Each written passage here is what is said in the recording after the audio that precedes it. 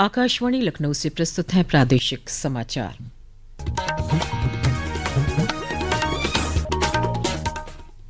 मुख्य समाचार। मुख्यमंत्री योगी आदित्यनाथ ने महाकुंभ के सफल आयोजन पर आईआईएम और भारतीय डाक सेवा के अधिकारियों के साथ किया संवाद।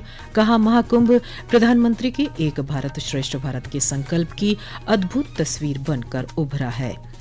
सर्वोच्च न्यायालय ने कहा, दृष्टिबाधित लोगों को न्यायिक सेवाओं में रोजगार के अवसर से वंचित नहीं किया जा सकता।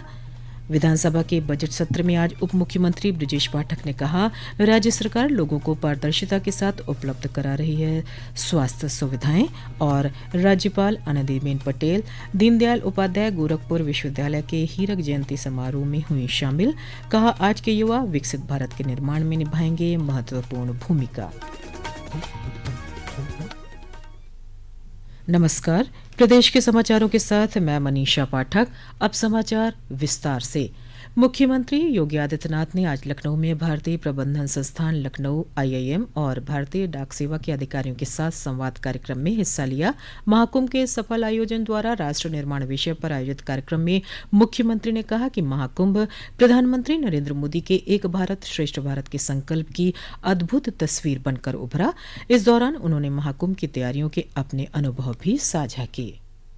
लेकिन साथ साथ जवाबदेही भी उसके साथ तय की गई। टेक्नोलॉजी का हम लोगों ने उस समय उपयोग किया और इससे भी महत्वपूर्ण था, इतना बड़ा आयोजन सकुशल संपन्न तब होगा जब सुरक्षा की बेहतर व्यवस्था हो, क्राउड मैनेजमेंट एंड सिक्योरिटी की उत्तम व्यवस्था और प्रत्येक व्यक्ति के मन में हम एक विश्वास पैदा कर सकें कि हाँ, यह पुलिस हमें सुरक्षा दे सकती है। दूसरा, किसी भी क्राइसिस मैनेजमेंट में किसी भी स्वयंसेवी संगठन से महत्वपूर्ण रोल पुलिस की होती है।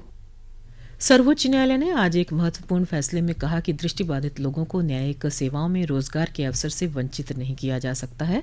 न्यायाधीश जेबी पारदीवाला और आर महादेवन की एक पीठ ने 6 याचिकाओं पर फैसला सुरक्षित रखा था।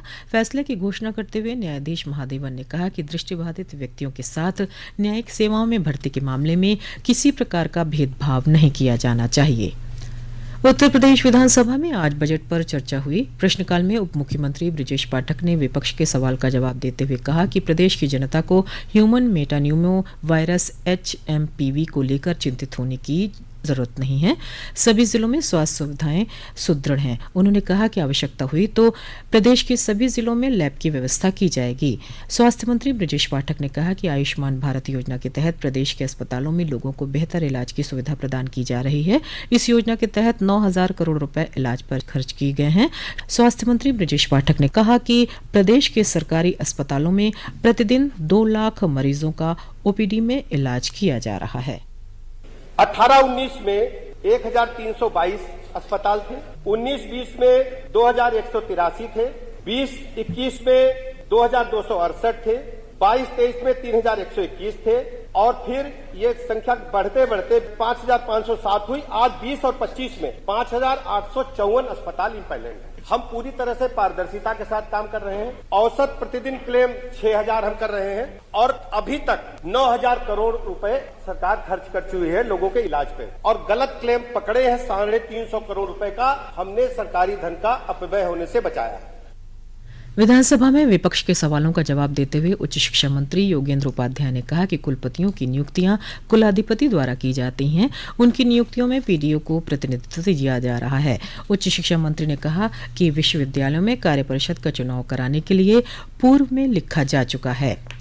विधान परिषद में आज नेता सदन एवं उप मुख्यमंत्री केशव प्रसाद मौर्य ने कहा कि किसान प्रदेश सरकार की प्राथमिकता में हैं। सरकार का लक्ष्य है कि किसानों की लागत को कम किया जाए, उत्पादन में वृद्धि हो और उपज का उनको सही मूल्य दिलाया जाए, जिससे उनकी आय में वृद्धि हो। प्रश्न प्रहर में ऊर्जा मंत्री AK शर्मा ने सवाल के जवाब में कहा कि बिजली विभाग में लाइनमैन से लेकर चेयरमैन तक अगर कोई लापरवाही करता पाया जाएगा तो उसके खिलाफ कार्रवाई होगी।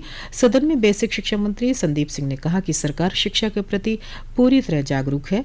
RTE कानून के तहत जितने भी बच्चों का स्कूल में दाखिला किया जाता है, विद्यालयों की मांग पर सरकार प्रतिवर्ष शुल्क प्रतिपूर्ति करती है। बहुजन समाज पार्टी की राष्ट्रीय अध्यक्ष मायावती ने आज अपने भतीजे आकाश आनंद को पार्टी से भी निष्कासित कर दिया है। बसपा प्रमुख ने आज सोशल मीडिया पर पोस्ट कर ये जानकारी दी। इससे पहले कल हुई पार्टी की बैठक में आकाश आनंद को सभी पदों से मुक्त कर दिया गया था। इसके बाद उनके द्वारा की गई प्रतिक्रिया के बाद आज बसपा प्रमुख ने ये निर्णय लिया।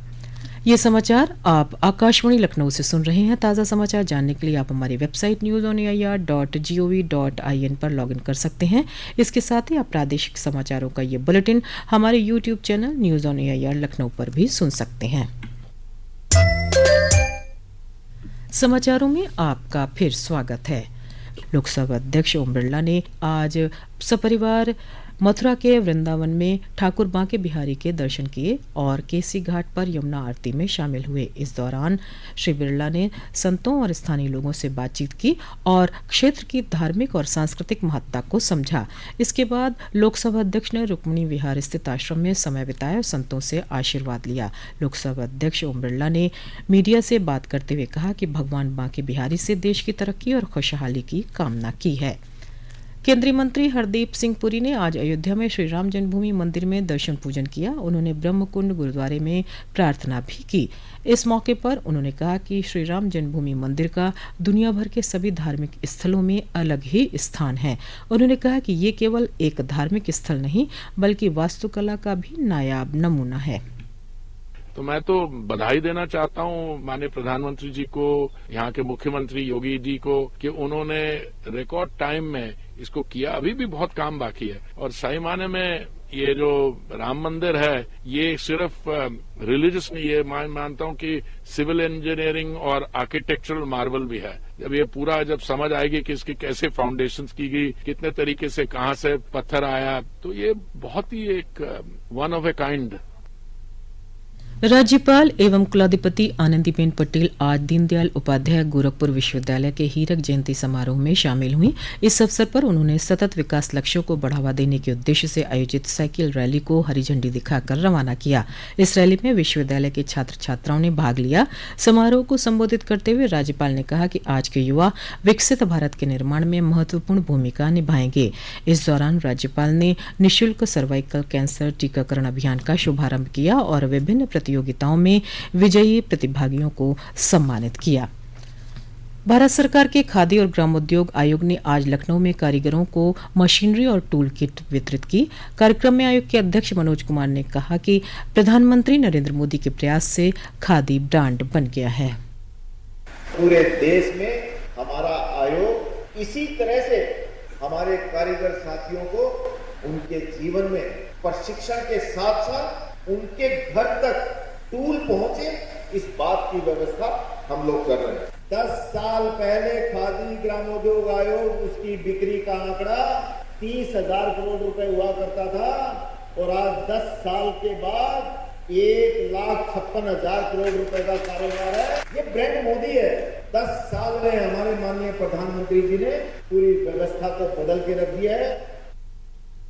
लखनऊ के अटल बिहारी वाजपेयी एकाना स्टेडियम में आज पहली बार विमेंस प्रीमियर लीग WPL का मुकाबला यूपी वॉरियर्स और गुजरात जायंट्स की टीम के बीच हो रहा है। यूपी वॉरियर्स ने टॉस जीतकर पहले गेंदबाजी करने का फैसला किया है। पेश है एक रिपोर्ट।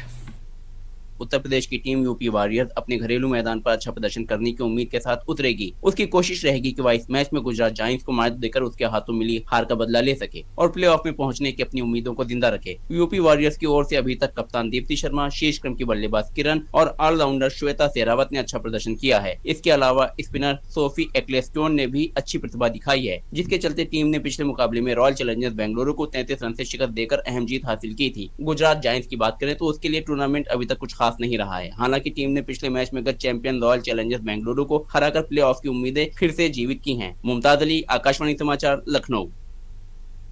अंत में मुख्य समाचार एक बार फिर। मुख्यमंत्री योगी आदित्यनाथ ने महाकुंभ के सफल आयोजन पर IIM और भारतीय डाक सेवा के अधिकारियों के साथ किया संवाद। कहा, महाकुंभ प्रधानमंत्री के एक भारत श्रेष्ठ भारत के संकल्प की अद्भुत तस्वीर बनकर उभरा है। सर्वोच्च न्यायालय ने कहा, दृष्टिबाधित लोगों को न्यायिक सेवाओं में रोजगार के अवसर से वंचित नहीं किया जा सकता। विधानसभा के बजट सत्र में आज उप मुख्यमंत्री बृजेश पाठक ने कहा, राज्य सरकार लोगों को पारदर्शिता के साथ उपलब्ध करा रही है स्वास्थ्य सुविधाएं। और राज्यपाल आनंदीबेन पटेल दीनदयाल उपाध्याय गोरखपुर विश्वविद्यालय के हीरक जयंती समारोह में हुई शामिल। कहा, आज के युवा विकसित भारत के निर्माण में निभाएंगे महत्वपूर्ण भूमिका। इसी के साथ प्रादेशिक समाचारों का ये बुलेटिन समाप्त हुआ। अगला बुलेटिन रात 8 बजे FM पर प्रसारित किया जाएगा। नमस्कार।